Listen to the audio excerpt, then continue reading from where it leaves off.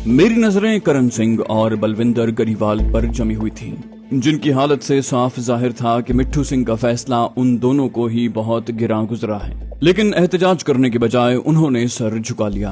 अलबत्ता करण सिंह अपनी आंखों में भर आने वाले आंसुओं को रोक न पाया और चादर में मुंह छुपाकर रो पड़ा। यही वो वक्त था जब मैंने अपना पिस्तौल निकालकर चादर के अंदर ही उसका चैम्बर खींचकर गोली लोड कर ली। उन दोनों की हालत नजरअंदाज करके मुंशी ने कोई और नाम पुकारा, लेकिन करण सिंह और बलविंदर के बैठते ही मैं एक झटके से उठ खड़ा हुआ। मुंशी और मिट्ठू सिंह ने सवालिया नजरों से मेरी तरफ देखा, लेकिन इस दौरान में हुजूम चीर कर मैं बाहर निकल चुका था। सुखबीर सिंह भी मेरे साथ ही हरकत में आया। मैं पलक झपकते में मिट्ठू सिंह के ऐन सामने जा पहुंचा और इससे पहले कि कोई कुछ समझ सकता, मैंने पिस्तौल निकालकर उसकी नाल का रुख ऐन मिट्ठू सिंह के सीने की तरफ कर दिया। सूरत हाल का इतराक होते ही मिट्ठू सिंह की आंखों में खौफ चमका, लेकिन मैंने उसे मजीद दहशतज़दा होने का मौका न दिया। पहली ही गोली उसके वॉस्कट के जेब में उड़ से रेशमी रुमाल के ऐन नीचे पैवस्त हुई और वॉस्कट के कीमती कपड़े में छेद हो गया। उसके जिस्म ने पीछे की तरफ झटका खाया, लेकिन मैंने बगैर तवक्कुफ के मजीद 2 गोलियां उसकी छाती में उतार दी। अजियत और कर्ब की शिद्दत से उसका मुंह खुला और वो सामने मेज पर ढेर हो गया। लेकिन इस दौरान मैं उसे नजरअंदाज करके दोनों पुलिस वालों और मिट्ठू सिंह के मुहाफिज की तरफ मुतवज्जे हो चुका था। मुझे दोनों संतरी बुरी तरह हवास बाख्ता नजर आए, हत्ता कि उनमें से एक के हाथ से राइफल छूटकर जमीन पर गिर पड़ी, जबकि दूसरा बौखलाकर उठ खड़ा हुआ था। अलबत्ता उसके चेहरे पर खौफ के तासुरात इतने गहरे थे कि मुझे लगा कि वो राइफल चलाने की बजाय फरार इख्तियार करने को तरजीह देगा। तभी पिंडाल में यक के बाद दीगरे 2 धमाकों की आवाज गूंजी। मैंने चौंक कर देखा तो मैं इसके पीछे छुपने की नाकाम कोशिश करने वाले मुंशी को सीना पकड़े स्टेज पर एक तरफ गिरते देखा। उसे सुखबीर ने निशाना बनाया था। मैंने सूरत हाल समझते ही एक बार फिर संतरियों और शॉटगन बरदार मुहाफिजों पर तवज्जो दी। मैंने देखा कि शॉटगन बरदार मुहाफिज सूरत हाल की संगीनी का इदराक होते ही हवेली के अकबी दरवाजे की तरफ भाग निकला था। मैंने उस पर 2 गोलियां चलाईं, लेकिन वो बच निकला। मैंने उसे नजरअंदाज करके संतरियों की तरफ देखा तो मुझे वो दोनों अपनी राइफलों से उलझते दिखाई दिए। अब इसमें कोई शुबा नहीं था कि उनकी राइफलें खाली थीं और संतरियों की बदहवासी बता रही थी कि उन्हें लोड करने में काफी वक्त लगने वाला है। मैंने उन दोनों को निशाना बनाने के लिए पिस्तौल उठाया, लेकिन न जाने क्यों मैं गोली न चला पाया। शायद उनकी आंखों में कोहराम मचाते मौत के खौफ ने मेरी उंगली की जुम्बिश रोक दी, लेकिन सुखबीर ने उनकी हालत पर तवज्जो दिए बगैर यक के बाद दीगरे 3 गोलियां उन पर चलाईं और फिर चीख कर मुझे कहा, चलो भाइया, काम हो गया। मैं सुखबीर की जबान से निकले अल्फाज सुनते ही बदहवासी और खौफ से भरपूर ऊट पटांग आवाजें निकालते हुजूम से कन्नी कतरा कर पिंडाल के अकबी बड़े दरवाजे की तरफ दौड़ा। सुखबीर मेरे पीछे पीछे था। हुजूम काई की तरह फटकर हमारे रास्ते से हट गया। ताहम सुखबीर ने खौफ हरास फैलाने के लिए मजीद 2 गोलियां चलाकर छप्पर में सुराख कर दिए। हम बरकरफ्तारी से पिंडाल से निकले। सामने ही जीप सड़क की तरफ रुख किए खड़ी थी। उसके करीब पहुंचकर मैंने बमुश्किल खुद को रोका और पलटकर पिंडाल की तरफ देखा, लेकिन मुझे वहां कोई बाहर की तरफ झांकता नजर न आया। तभी मुझे शेरदिल सिंह की जोश भरी आवाज सुनाई दी, जीप में बैठो भाया जी, मैंने निशाना ले रखा है। किसी ने इधर आंख उठाकर भी देखने की कोशिश की तो खोपड़ी उड़ा दूंगा। वो वाकई जीप के अकबी हिस्से में पोजीशन बनाए राइफल से निशाना बांधे बैठा हुआ था। मैंने कहा, इन बुज़दिलों में जवाब देने की हिम्मत नहीं है, फिर भी 2-3 हवाई फायर करके मजीद खबरदार कर दो कि पीछे आने की कोशिश का नतीजा अच्छा नहीं निकलेगा। उसने मेरी हिदायत पर अमल किया। इस दौरान में सुखबीर जीप के अगले हिस्से में मेहताब सिंह के साथ वाली सीट संभाल चुका था। मैंने शेरदिल के साथ अकबी नशिस्त पर कब्जा करते हुए जीप के फर्श पर रखी हुई दूसरी एनफील्ड 2 राइफल उठा ली। मैं एक लम्हे में लीवर खींचकर गोली लोड कर सकता था। मेरी नजरें भी पिंडाल पर जमी हुई थी, लेकिन वहां कोई दिखाई न दिया। इस असना में मेहताब सिंह जीप को सड़क की तरफ बढ़ा चुका था। मैंने मुतमईन होकर राइफल दोबारा फर्श पर रख दी। ताहम शेरदिल सिंह बदस्तूर चौकन्ना था। जीप की रफ्तार काफी तेज थी। कुछ ही देर में पहले पिंडाल और फिर हवेली हमारी नजरों से दूर होते होते लगभग ओझल हो गई। उधर सुखबीर सिंह खुशी से चहक रहा था और मुझे मुबारकबाद देते हुए मेरी कारकर्दगी को सराह रहा था। मैंने शुक्रिया अदा करते हुए कहा कि मिट्ठू सिंह का खात्मा मेरे लिए जाती तौर पर खुशी का बायस है। ये हकीकत है कि हिंदुस्तान में कदम रखने के बाद से अब तक मैंने किसी भी लम्हे खुद को इतना मुतमईन महसूस नहीं किया था। इतनी दिली तस्कीन कभी हासिल नहीं हुई थी। ये दुरुस्त है कि चंद माह पहले तक मैं किसी इंसान की जान लेने का सोच भी नहीं सकता था, लेकिन मिट्ठू सिंह के जो काबिल नफरत करतूत मेरे इल्म में आए थे और उसके जुल्म सितम का शिकार होने वाले जिन बदनसीबों का मैं जाती तौर पर मुशाहिदा कर चुका था, उसके बाद उसको जहन्नम रसीद करने में होने वाली एक एक लम्हे की ताखीर मुझे कचोके देती रही।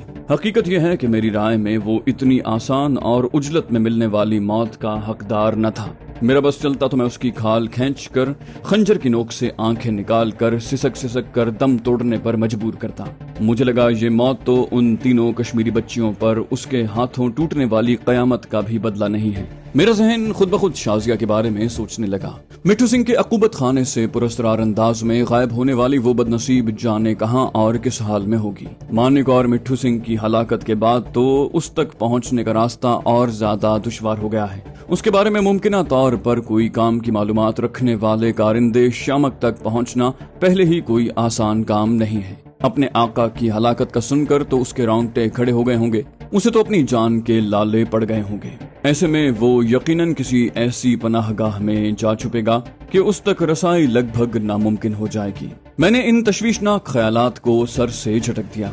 खामखा के अंदेशे पालने का फायदा भी तो कुछ नहीं है। मैं खा कितना भी सर टकरा लूं, बिलाखिर होगा तो वही जो इस कायनात के मालिक को मंजूर होगा। मैंने खुद को संभालते हुए इर्द गिर्द के माहौल का जायजा लिया। तीनों सिखड़े बहुत अच्छे मूड में लग रहे थे। मुझे उनकी ये बेफिक्री कबल वक्त लग रही थी।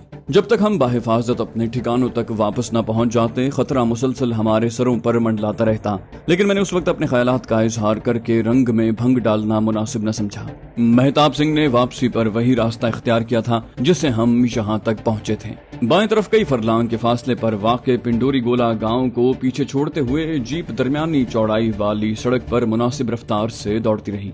मेहताब सिंह की खुशगोई अपने उरूज पर थी।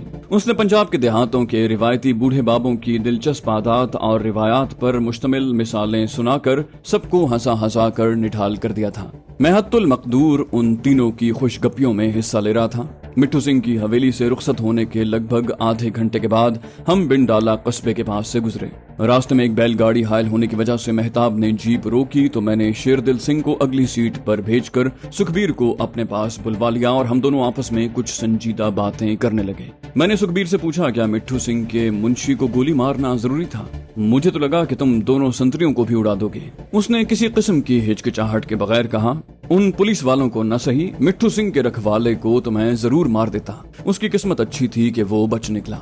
मैंने कहा, लेकिन उन बेचारों की औकात ही क्या है? पेट पालने के लिए मिट्ठू सिंह जैसे रईसों के गुलाम बने होते हैं। सुखबीर ने संजीदा लहजे में कहा, मेरा मुशाहिदा है कि ऐसे कारिंदे अक्सर अपने आका की ताबेदारी और हुक्म की तामील तक महदूद नहीं रहते, बल्कि अपने महदूद इख्तियारात के बावजूद अपने ही जैसे महकूम अफराद पर जुल्म सितम करने में अक्सर औकात अपने आकाओं को भी पीछे छोड़ देते हैं। अभी उस बेगैरत और बेशरम मुंशी मंजूद की मिसाल तो तुमने देखी है ना। गरीब किसानों को मुखातिब करते हुए उसके लहजे में कितनी बेरहमी थी। मुझे तो ये भी यकीन है कि मेहनत कशों की जमा पूंजी हथियाने के ज्यादातर हथकंडे भी यही बुढ़ा सुअर सिखाता होगा। उसे तो मुझे मुकाना ही था। उसके लहजे में इतना जोश और इस्तकामत थी कि मैंने इस मौजू पर बात खत्म करना मुनासिब समझा। सुखबीर इस दौरान रिवॉल्वर में गोलियों की तादाद पूरी करता रहा, जबकि मैं तो मिट्ठू सिंह की हवेली से फरार होकर जीप में बैठने के फौरन बाद अपने पिस्तौल का मैगजीन बदल चुका था। सुखबीर को शायद मेरा रिवॉल्वर पसंद आया था, इसलिए उसने मुझसे अपना पिस्तौल वापस नहीं मांगा था, जबकि मुझे तो वैसे भी रिवॉल्वर के मुकाबले में पिस्तौल ज्यादा कारगर और बासहूलत हथियार लगता था, जिसे नया मैगजीन चढ़ाकर चंद लम्हों में दोबारा लोड किया जा सकता है। सुखबीर का पिस्तौल तो था भी काफी आला मेयार का। मुझे उससे ठीक निशाने लगाने में जरा भी मुश्किल पेश नहीं आई थी। मैं भी अब खुद को खासा मुतमईन महसूस कर रहा था। मुझे लगा कि मैं उस काबिल नफरत शख्स को ठिकाने लगाने के बाद खतरे की जद से बाहर निकलता जा रहा हूँ। मैंने जीप के सामने और अकब में दूर तक लगभग सुनसान सड़क पर नजर डाली और संजीदा लहजे में सुखबीर को मुखातिब किया, चलो ये मामला तो अपने अंजाम तक पहुँच गया यार, अब ये बताओ कि आगे का क्या प्रोग्राम है। उसने सवालिया नजरों से मुझे देखा। बोला, प्रोग्राम कैसा जाकिर भाई? बस अब अमृतसर जाकर आज की रात कामयाबी का जश्न मनाएंगे। मेरे साथियों को मौज मस्ती किए बहुत दिन हो गए हैं। इनके साथ केसर के ढाबे पर चलकर खाना पीना करेंगे, फिर इन्हें मिठे माल्टे यानी देसी शराब की एक बोतल देकर अय्याशी के लिए मोनी चौक छोड़ देंगे और हम दोनों हरमिंदर साहब वापस लौट आएंगे। मैंने मुस्कुराते हुए पूछा, तुम मुझ पर ये जताना चाहते हो कि तुम अच्छे बच्चे हो, दारू और उस बाजार का शौक नहीं रखते? मेरा ख्याल था कि वो मेरी शरारत भरी चुटकी पर जोरदार कहकहा लगाएगा, लेकिन मेरी तवक्को के बरक्स सुखबीर यकदम संजीदा हो गया। उसने कुछ देर किसी सोच में गुम रहने के बाद कहा, जाकिर भाया, मुझसे ज्यादा शौकीन तो इनमें से कोई भी नहीं है, लेकिन मैंने अपनी तमाम दिलचस्पियां, हर तफरी और शौकीनी अपनी कौम के लिए आजाद वतन, अपना खालिस्तान हासिल करने तक मुलतवी कर रखी है। उसकी बात सुनकर मैं चौंका। बज़ाहिर खुशबाश और लाउबाली दिखाई देने वाले उस नौजवान का ये रूप मेरे लिए हैरान कुन था। मुझे उस वक्त तक खालिस्तान के कयाम के लिए सिखों की जिद्दोजहद की शिद्दत का कोई खास अंदाजा नहीं था। सुखबीर ने मेरी हैरानी भांपते हुए कहा, क्या तुम यकीन करोगे कि मैं पिछले 2 साल में एक मर्तबा भी अपने घर वालों से मिलने पठानकोट नहीं गया? बस 2-3 बार मेरी माँ, बहन और मंगेतर मेरे बाप के साथ मुझसे मिलने हरमिंदर साहब आई हैं। हम अच्छी तरह जानते हैं भाई कि इतनी ताकतवर गासिब कौम के शिकंजे से आजादी हासिल करने का ख्वाब पूरा करना बच्चों का खेल नहीं है। ऐसी छोटी मोटी कुर्बानियों की तो कोई औकात ही नहीं। हमें अपनी मंजिल हासिल करने के लिए वाहे गुरु जाने हमें कितनी गर्दनें कटवानी पड़ेंगी।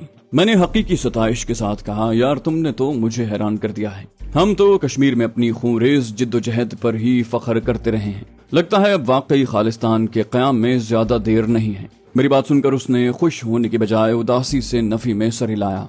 बोला, वाहे गुरु करे तुम्हारी बात सच हो जाए, लेकिन हकीकत यह है कि हमारा मिशन तुम कश्मीरियों के मुकाबले में ज्यादा मुश्किल है।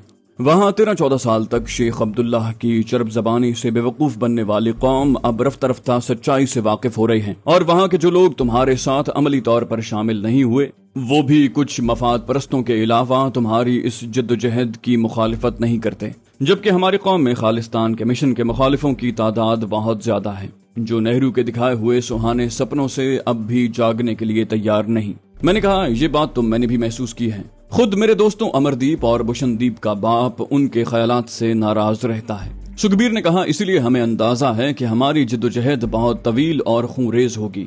लेकिन खुशकिस्मती ये है कि नेहरू सरकार खुद ऐसे खालसा दुश्मन करतूत कर रही है कि हमारी कौम में रफ्ता रफ्ता बेदारी बढ़ती जा रही है। मैंने सवाल किया, यार मेरी नजर में हमारी और तुम लोगों की आजादी की जिद्दोजहद में बहुत सी चीजें एक जैसी हैं और बहुत सी बिल्कुल मुख्तलिफ हैं। मसलन हम लोगों के पास वसाइल कम हैं, जिसकी वजह से हमें हथियार हासिल करने में मुश्किलात दरपेश हैं, लेकिन ऊपर वाले ने हमें अपने दुश्मन से पोशीदा रहने के लिए फरावानी से कुदरती पनाहगाहें मुहैया कर रखी हैं। जबकि मेरा ख्याल है तुम लोगों के पास हथियारों की खरीदारी के लिए वसाइल की कोई कमी नहीं, लेकिन रुपोश होने के लिए जगहों का फुकदान है, और इसीलिए तुम लोगों को सरकार के मुखबरों का भी खतरा लगा रहता है। सुखबीर ने तायद की, कहा, यही वजह है कि हम हरमिंदर साहब जैसी अमन और शांति की अलामत इमारत में पनाह लेने पर मजबूर हैं, क्योंकि हमें पता है कि बनिया सरकार की पुलिस हमारे मुकद्दस तरीन मजहबी मकाम पर कदम रखने की जुर्रत नहीं कर सकती। उन्होंने ऐसी जुर्रत की तो करोड़ों सरदार उनके खिलाफ उठ खड़े होंगे। मैंने संजीदा लहजे में कहा, वो तो ठीक है सुखबीर भाई, लेकिन वो यात्रियों के रूप में अपने जासूस तो हरमिंदर साहब में भेज सकते हैं ना? उसने इस बात में गर्दन हिलाई। बोला, बिल्कुल भेज सकते हैं, बल्कि भेजे भी होंगे, लेकिन हमने ऐसा निजाम कायम कर रखा है कि कोई यात्री अगर हमारी हिफाजत के हवाले से हसास इलाके में दाखिल होता है तो वो फौरन नजरों में आ जाता है और उसकी निगरानी शुरू हो जाती है। अब तक कई यात्रियों को हमारे साथी ऐसे इलाकों में ट्रेस कर चुके हैं, लेकिन इनमें से कोई भी सरकारी जासूस नहीं निकला। मैंने कहा, ये तो बहुत अच्छी बात है। अच्छा ये बताओ, क्या तुम लोगों को ये एहसास नहीं है कि जंग अजीम के जमाने की इन बंदूकों के साथ तुम लोग आजादी की हथियारबंद जंग में सरकार का मुकाबला नहीं कर सकते? मुझे लगा कि मेरी बात सुनकर सुखबीर कुछ चौंका है, लेकिन कुछ देर सोचने के बाद उसने संजीदा लहजे में कहा, अब तुमने अपनी पहचान मनवा ली है भाई, तो मैं तुम्हें बताने में कोई हर्ज नहीं समझता कि हम लोग जदीद और खुदकार हथियार हासिल करने की मुकम्मल तैयारियां कर चुके हैं। ये कहकर वो खामोश हो गया। मैं उससे पूरी बात उगलवाना चाहता था, लेकिन अगर मेरे पूछने पर वो इनकार कर देता तो मुझे खिफ़त का सामना करना पड़ता। लेकिन मैंने ये बात बाद में किसी वक्त के लिए उठा रखी थी। उसे भी इस मामले की नजाकत का एहसास रहा होगा। चुनाचे उसने गुफ्तगू का रुख मास्टर तारा सिंह और नेहरू सरकार के दरमियान वक्फे वक्फे से चलने वाली रंजिशों, चपकलिशों, मज़ाकरात, मुतालिबों, भूख हड़तालों और मोर्चों की तरफ मोड़ दिया। वो सिखों में सबसे ज्यादा सियासी और मजहबी असर रसूख रखने वाले अकाली दल से भी काफी नाला दिखाई दिया, क्योंकि खालसा हुकूक के लिए जंग लड़ने के दावे के साथ कौम की हिमायत हासिल करने वाली ये जमात अब रफ्ता रफ्ता सिर्फ हिंदुस्तान की इंतखाबी सियासत और इक़्तिदार की जिद्दोजहद तक महदूद हो गई थी। हम अब बशिम्बरपुर के करीब पहुंचने वाले थे। मेरे अंदाजे के मुताबिक बशिम्बरपुर से अमृतसर पहुंचने में हमें ज्यादा से ज्यादा 20-25 मिनट लगते। सुखबीर एक बार फिर अपने साथियों के साथ खुशगप्पियों में मसरूफ हो गया था। मैंने अपने आइंदा के लाहे अमल पर गौर करना चाहा, लेकिन उन तीनों के हंसी मजाक से जीप में इतना शोर हो रहा था कि मैंने बाकी गौर फिक्र को हरमिंदर साहब पहुंचने तक मुलतवी कर दिया। हम बशिम्बरपुर से मुड़कर जीटी रोड पर चढ़े तो हमारा सफर ज्यादा हमवार और तेज रफ्तार हो गया। सड़क पर अच्छा खासा रश था, लेकिन बशिम्बरपुर से लगभग निस्फ मील आगे बढ़े तो गाड़ियों का हुजूम बढ़ते बढ़ते ट्रैफिक जाम की शक्ल इख्तियार कर गया। छोटी बड़ी गाड़ियां चींटी की रफ्तार से आगे बढ़ रही थीं, जबकि सामने से आने वाली गाड़ियों की तादाद भी खासी कम थी और उनकी आमद के दरमियान वक्फा नजर आ रहा था। ये सब देखकर सुखबीर ने उलझन भरे लहजे में कहा, ये क्या चक्कर है यार, ट्रैफिक को कौन सी मौत आ गई है? मेहताब सिंह ने अपने मखसूस शगुफ्ता लहजे में कहा, फिक्र न करो पाजी, आगे किसी बैलगाड़ी का पहिया निकल गया होगा और वो जीटी रोड के ऐन बीच में खड़ी होगी। अभी लोग खुद ही रास्ता खुलवा देंगे। ये मजाहिया कयास आराई सुनकर उसके दोनों साथियों ने कै लगाया, लेकिन इस दौरान में मेरे दिमाग में खतरे की घंटियां बजने लगी थीं। मैंने तेज लहजे में मेहताब सिंह से पूछा, मेरा ख्याल है हम आगे एक नहर के पुल पर से गुजरेंगे। मेहताब सिंह ने अपनी हंसी रोकते हुए हाँ में गर्दन हिलाई और बमुश्किल संजीदा होते हुए कहा, हाँ जी, कसूर नाले के पुल का है, मेरा ख्याल है वहीं ट्रैफिक फंसा होगा। मैंने सुखबीर के चेहरे पर नजरें जमाते हुए कहा, ट्रैफिक नहीं फंसा है, वहाँ पुलिस ने नाका लगा रखा है, वो मिट्ठू सिंह को हलाक करके आने वालों की जीप तलाश कर रहे हैं। मेरी बात सुनकर सुखबीर के चेहरे के तासुरात तेजी से बदले। उसने तशवीश भरे लहजे में दोहराया, नाका? मैंने वसूख से हाँ में गर्दन हिलाई। इस पर शेरदिल ने कहा, लेकिन पुलिस को इतनी जल्दी कैसे खबर मिल गई, और वो भी इतनी पक्की कि उन्होंने तलाश भी शुरू कर दी। मैं गैर इरादी तौर पर तेज लहजे में बोला, इतनी जल्दी का क्या मतलब? हमें वहाँ से निकले आधे घंटे से ज्यादा हो चुका है। कई मिनट तो सड़क पर फंसी बैलगाड़ी ने खराब कर दिए थे।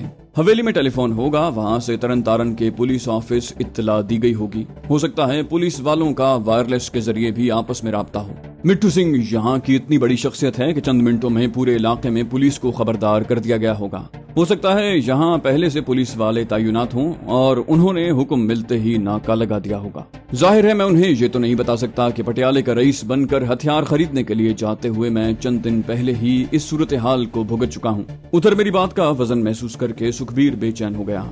यार तुम ठीक कह रहे हो, लेकिन अब हम क्या करें? अमृतसर जाने का तो यही रास्ता है। मैंने सामने सड़क पर नजर दौड़ाई और फिर लगभग 100 गज आगे दाएं तरफ जाने वाली एक कच्ची सड़क की तरफ इशारा करके पूछा, ये रास्ता कहाँ जाता है? मेहताब सिंह ने जल्दी से कहा, इस सड़क पर कोई 1 मील आगे मान वाला पिंड है, फिर 2 मील आगे तिलवंडी डोगरा कस्बा आएगा। मैंने उजरत भरे लहजे में पूछा, वहाँ से अमृतसर के लिए कोई रास्ता निकलता है? उसने हाँ में गर्दन हिलाई, बोला, तिलवंडी में दाखिल होने से पहले रेल की पटड़ी आएगी, जिसके साथ साथ ऐसी ही टूटी फूटी सड़क उल्टे हाथ पर जाती है। आगे फिर कसूर नाला आएगा जिस पर कच्चा पुल है, उसे पार करके हम अमृतसर की हुदूद में दाखिल हो जाएंगे। मैंने कहा, ठीक है, तुम वो कच्ची सड़क आते ही गाड़ी मोड़कर उस पर चढ़ा देना। हम पुलिस की नजरों में आने या तलाशी देने का खतरा मोल नहीं ले सकते। मेहताब सिंह ने एक बार फिर हाँ में गर्दन हिलाई, लेकिन तभी सुखबीर ने कहा, जाकिर भाइया, इस तरह तो हम खुद ब खुद मशकूक बन जाएंगे। पुल उस सड़क से ज्यादा आगे नहीं है। हमने उस सड़क पर जीप चढ़ाई तो यकीनी बात है कि हमारी खोज लगाने की ड्यूटी करते पुलिस वालों की नजरों में आ जाएंगे।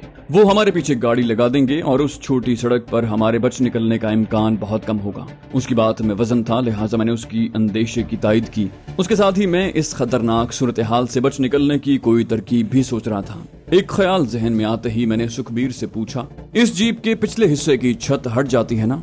उसने सवालिया नजरों से मुझे देखा और कहा, हाँ, कैनवस की है, चंद बटन खोलते ही उतर जाती है। हम इसे फोल्ड करके सीट के नीचे रख सकते हैं। आपका मतलब है? मैंने उसकी बात काटते हुए कहा, हाँ, आए छत खोल कर फोल्ड करें, लेकिन जल्दी। अभी पीछे की गाड़ी नहीं है और हमें नाके के पास पहुंचने से पहले ये काम करना है। पता नहीं मेरी बात कितनी समझ आई, लेकिन सुखबीर मजीद कोई सवाल के बगैर हरकत में आ गया। मेरे हाथ भी तेजी से चल रहे थे। शेरदिल भी अपने हिस्से का काम निपटा रहा था। कुछ ही देर में जीप का पिछला हिस्सा नंगा हो गया। सुखबीर ने मेरी तरफ देखकर पूछा, अब छत लपेटकर सीट के नीचे सरका दें? मैंने उसका हाथ थपथपाते हुए कहा, नहीं, आओ चारों बंदूकों को इस कैनवस में लपेटें, लेकिन जल्दी। उसने मेरी हिदायत पर फौरी अमल किया। अब हमारे सामने एक बंडल मौजूद था। मैंने सुखबीर को कहा, अब हमें ये सामान लेकर जीप से दूर जाना है। इन्हें एक कैनवस की छत वाली जीप और उसमें सवार 4 मुसल्लह अफराद की तलाश है। अब चाहें तो तलाशी भी ले लें, बगैर छत वाली जीप में सवार 2 बंदों पर उन्हें शक नहीं होगा, और अगर हुआ भी तो उन्हें रोकने का पुलिस के पास कोई जवाब नहीं होगा। मेरी बात सुखबीर की ही नहीं, उसके दोनों साथियों की भी समझ में आ गई। मेहताब सिंह ने जीप रोक दी। मैंने उसे कहा, पुल पार करने के बाद रुककर हमारा इंतजार न करना, सीधे हरमिंदर साहब चले जाना। हम किसी न किसी तरह खुद वहां पहुंच जाएंगे, समझ गए? उसने अपनी आदत के मुताबिक जोर जोर से सर हिलाया। पहले सुखबीर और फिर मैं नीचे उतरे और हम दोनों राइफलों का पैकेट उठाकर तेजी से सड़क किनारे उगी गंदुम की लहलहाती फसल में घुसते चले गए। मैंने कुछ आगे बढ़ने के बाद पलट कर देखा तो सड़क खाली थी। जीप हमें छोड़कर आगे बढ़ चुकी थी।